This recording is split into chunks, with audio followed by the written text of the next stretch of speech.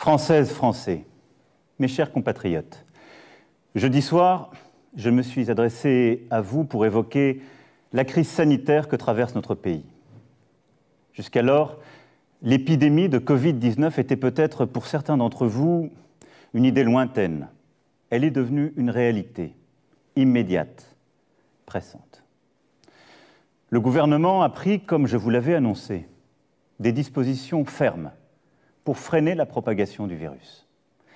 Les crèches, les écoles, les collèges, les lycées, les universités sont fermés depuis ce jour. Samedi soir, les restaurants, les bars, tous les commerces non essentiels à la vie de la nation ont également clos leurs portes. Les rassemblements de plus de 100 personnes ont été interdits.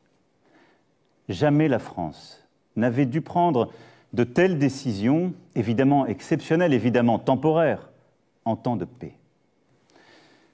Elles ont été prises avec ordre, préparation, sur la base de recommandations scientifiques avec un seul objectif, nous protéger face à la propagation du virus. Dans la journée de jeudi, un consensus scientifique et politique s'est formé pour maintenir le premier tour des élections municipales. Et j'ai pris avec le Premier ministre la décision de maintenir le scrutin. Hier, dimanche, les opérations de vote ont donc pu se tenir. Je veux ce soir remercier les services de l'État, les maires, l'ensemble des services, des mairies, tous ceux qui ont tenu les bureaux de vote et qui ont donc permis l'organisation de ce scrutin. Je veux aussi saluer chaleureusement les Françaises et les Français qui, malgré le contexte, se sont rendus aux urnes dans le strict respect des consignes sanitaires, des gestes barrières contre le virus. Je veux aussi ce soir adresser mes félicitations républicaines aux candidats élus au premier tour. Environ 30 000 communes sur 35 000 ont, après ce premier tour, un conseil municipal. Mais dans le même temps, alors même que les personnels soignants des services de réanimation alertaient sur la gravité de la situation, nous avons aussi vu du monde se rassembler dans les parcs, des marchés bondés, des restaurants, des bars qui n'ont pas respecté la consigne de fermeture. Comme si, au fond, la vie n'avait pas changé.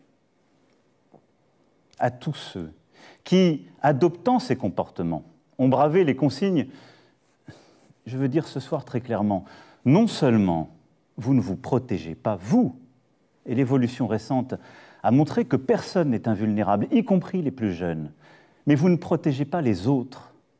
Même si vous ne présentez aucun symptôme, vous pouvez transmettre le virus. Même si vous ne présentez aucun symptôme, vous risquez de contaminer vos amis, vos parents, vos grands-parents, de mettre en danger la santé de ceux qui vous sont chers. Dans le Grand Est, dans les Hauts-de-France, en Île-de-France, nos soignants se battent pour sauver des vies, avec dévouement, avec force. Au moment où la situation sanitaire se dégrade fortement, où la pression sur nos hôpitaux et nos soignants s'accentue, tout notre engagement, toute notre énergie, toute notre force doivent se concentrer sur un seul objectif, ralentir la progression du virus. Je vous le redis avec force ce soir. Respectons les gestes barrières, les consignes sanitaires. C'est le seul moyen de protéger les personnes vulnérables, d'avoir moins de concitoyens infectés et ainsi de réduire la pression sur les services de réanimation pour qu'ils puissent mieux accueillir, mieux soigner. Sans signes graves, contactons notre médecin traitant, n'appelons le SAMU et ne nous rendons à l'hôpital qu'en cas de forte fièvre, de difficultés à respirer, sans quoi ils ne pourront faire face à la vague de cas graves qui déjà se profile dans certaines régions. Faisons preuve, au fond, d'esprit solidaire et de sens des responsabilités. Chacun d'entre nous doit à tout prix limiter le nombre de personnes avec qui il est en contact chaque jour. Les scientifiques le disent, c'est la priorité absolue. C'est pourquoi, après avoir consulté, écouté les experts, le terrain, et en conscience, j'ai décidé de renforcer encore les mesures pour réduire nos déplacements et nos contacts au strict nécessaire. Dès demain, midi, et pour 15 jours au moins, nos déplacements seront très fortement réduits. Cela signifie que les regroupements extérieurs, les réunions familiales ou amicales ne seront plus permises. Se promener, retrouver ses amis dans le parc, dans la rue, ne sera plus possible. Il s'agit de limiter au maximum ces contacts au-delà du foyer. Partout sur le territoire français, en métropole comme outre-mer, seuls doivent demeurer les trajets nécessaires. Nécessaires pour aller faire ses courses, avec de la discipline et en mettant les distances d'au moins 1 mètre, en ne serrant pas la main, en n'embrassant pas. Les trajets nécessaires pour se soigner, évidemment. Les trajets nécessaires pour aller travailler quand le travail à distance n'est pas possible. Et les trajets nécessaires pour faire un peu d'activité physique, mais sans retrouver, là encore, des amis ou des proches. Toutes les entreprises doivent s'organiser pour faciliter le travail à distance. Et quand cela ne sera pas possible, elles devront adapter dès demain leur organisation pour faire respecter ces gestes barrières contre le virus, c'est-à-dire protéger leurs salariés ou, quand il s'agit d'indépendants, se protéger eux-mêmes. Le gouvernement précisera les modalités de ces nouvelles règles dès ce soir, dès après mon allocution. Toute infraction à ces règles sera sanctionnée. Je vous le dis avec beaucoup de solennité ce soir. Écoutons les soignants qui nous disent « si vous voulez nous aider, il faut rester chez vous et limiter les contacts ». C'est le plus important. Évidemment, ce soir, je pose des règles nouvelles. Nous posons des interdits, il y aura des contrôles. Mais la meilleure règle, c'est celle qu'en tant que citoyen, vous vous appliquez à vous-même. Et une fois encore, j'en appelle à votre sens des responsabilités et de la solidarité. Dans ce contexte, après avoir consulté le président du Sénat, le président de l'Assemblée nationale, mais également mes prédécesseurs, j'ai décidé que le second tour des élections municipales serait reporté. Le Premier ministre en a informé aujourd'hui même les chefs de parti représentés au Parlement. Cette décision a fait l'objet d'un accord unanime. Mes chers compatriotes, je mesure l'impact de toutes ces décisions sur vos vies. Renoncer à voir ses proches, c'est un déchirement. Stopper ses activités quotidiennes, ses habitudes, c'est très difficile.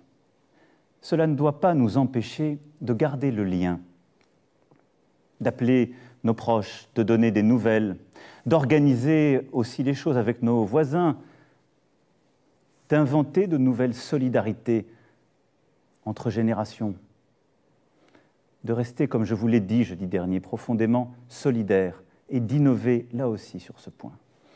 Je sais que je vous demande de rester chez vous. Je vous demande aussi de garder le calme dans ce contexte. J'ai vu ces dernières heures des phénomènes de panique en tous sens. Nous devons tous avoir l'esprit de responsabilité. Il ne faut pas que les fausses informations circulent à tout va. Et en restant chez vous, occupez-vous des proches qui sont dans votre appartement, votre maison. Donnez des nouvelles, prenez des nouvelles. Lisez, retrouvez aussi ce sens de l'essentiel.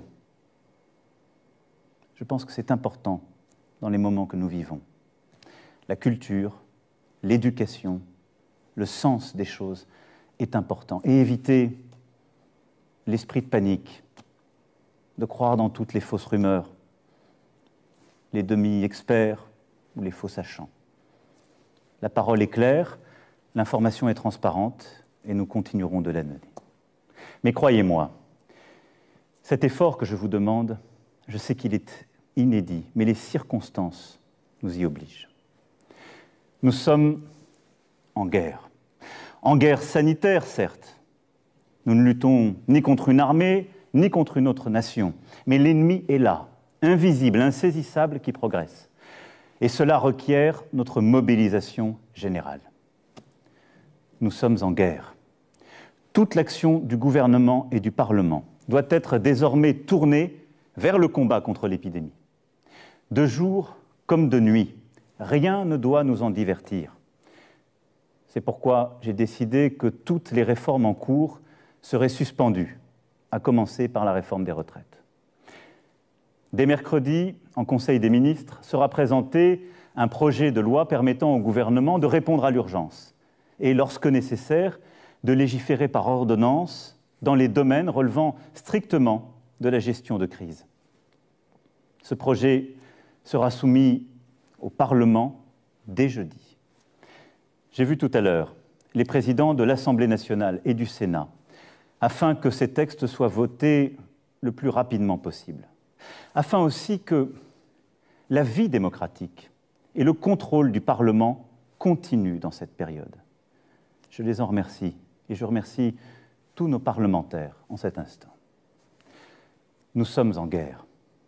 J'appelle tous les acteurs politiques, économiques, sociaux, associatifs, tous les Français, à s'inscrire dans cette union nationale qui a permis à notre pays de surmonter tant de crises par le passé.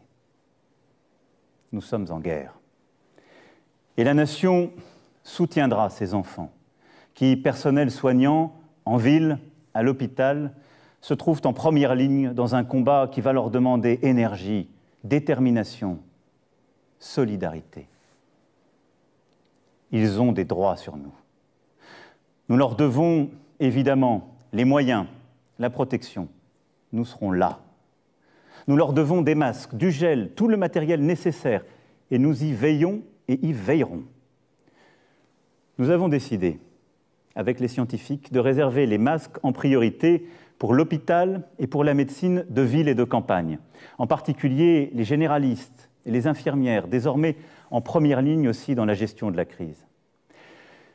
Des masques seront livrés dans les pharmacies dès demain soir, dans les 25 départements les plus touchés, mercredi pour le reste du territoire national.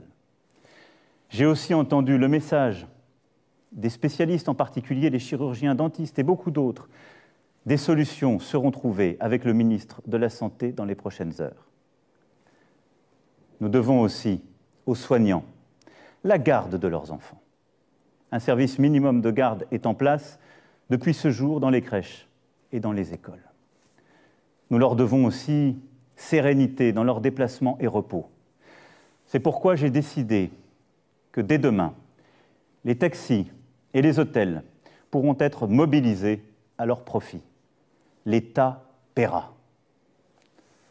Nous sommes en guerre, oui. Le pays accompagnera dans cette période les régions les plus touchées, aujourd'hui, comme celles qui le seront demain. À ce titre, je veux assurer les habitants, les personnels soignants du Grand Est que nous serons au rendez-vous pour les appuyer face à l'afflux de patients et à la saturation des hôpitaux. Je sais ce qu'ils vivent depuis des jours et des jours. Nous sommes avec eux. J'ai décidé pour cela qu'un hôpital de campagne du service de santé des armées serait déployé dans les jours à venir en Alsace.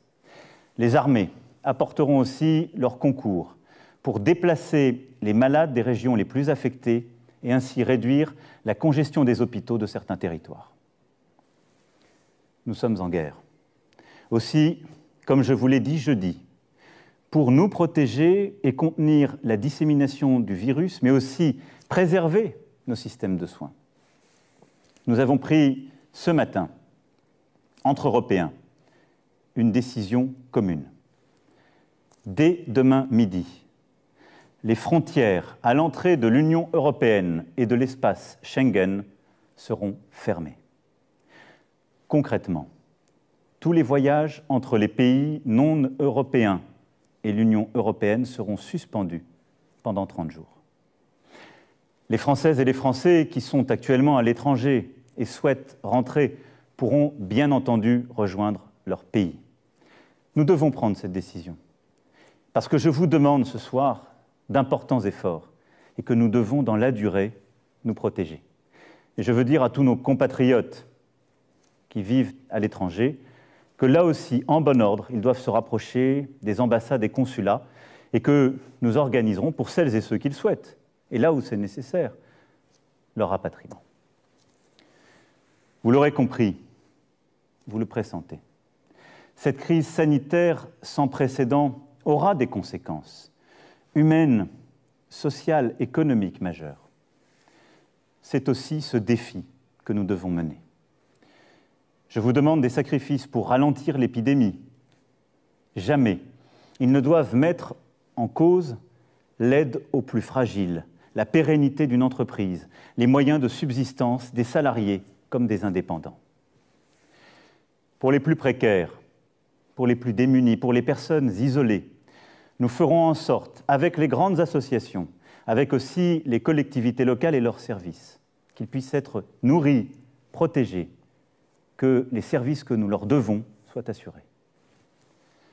Pour la vie économique, pour ce qui concerne la France, aucune entreprise, quelle que soit sa taille, ne sera livrée au risque de faillite. Aucune Française, aucun Français ne sera laissé sans ressources. S'agissant des entreprises, nous mettons en place un dispositif exceptionnel de report de charges fiscales et sociales, de soutien au report d'échéances bancaires et de garantie de l'État à hauteur de 300 milliards d'euros pour tous les prêts bancaires contractés auprès des banques. Pour les plus petites d'entre elles, et tant que la situation durera, celles qui font face à des difficultés n'auront rien à débourser, ni pour les impôts, ni pour les cotisations sociales. Les factures d'eau, de gaz ou d'électricité, ainsi que les loyers, devront être suspendus.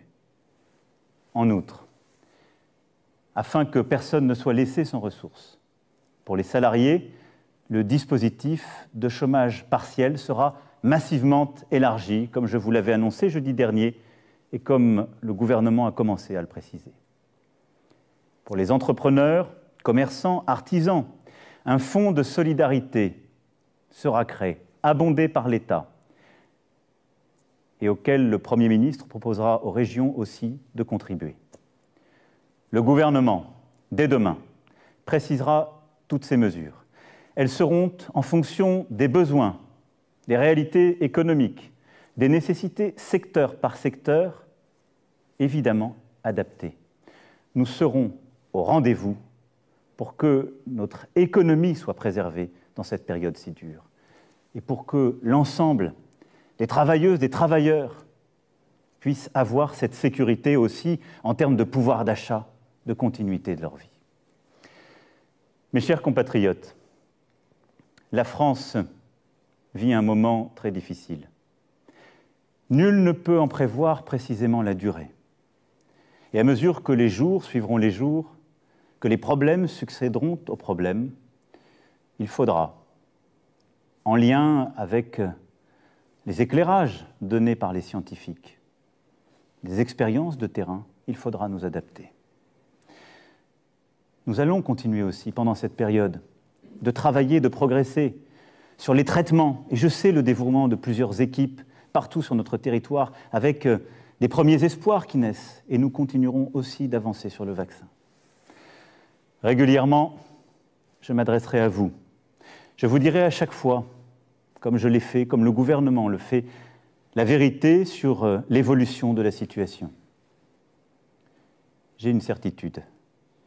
Plus nous agirons ensemble, et vite, plus nous surmonterons cette épreuve. Plus nous agirons en citoyens, plus nous ferons preuve de la même force d'âme, de la même abnégation patriote que démontrent aujourd'hui nos personnels soignants, nos sapeurs-pompiers, l'ensemble des acteurs de la sécurité civile. Plus vite, nous sortirons de cette vie au ralenti. Nous y arriverons, mes chers compatriotes, en étant unis, solidaires. Je vous demande d'être responsables tous ensemble et de ne céder à aucune panique, d'accepter ces contraintes, de les porter, de les expliquer, de vous les appliquer à vous-même. Nous les appliquerons tous. Il n'y aura pas de passe-droit. Mais là aussi, de ne céder ni à la panique, ni au désordre. Nous gagnerons. Mais cette période nous aura beaucoup appris. Beaucoup de certitudes, de convictions sont balayées, seront remises en cause. Beaucoup de choses que nous pensions impossibles adviennent. Ne nous laissons pas impressionner. Agissons avec force. Mais retenons cela. Le jour d'après, quand nous aurons gagné, ce ne sera pas un retour au jour d'avant. Nous serons plus forts moralement, nous aurons appris. Et je saurai aussi avec vous en tirer toutes les conséquences. Toutes les conséquences. Y sont-nous, individuellement et collectivement, à la hauteur du moment? Je sais, mes chers compatriotes, pouvoir compter sur vous. Vive la République! Vive la France!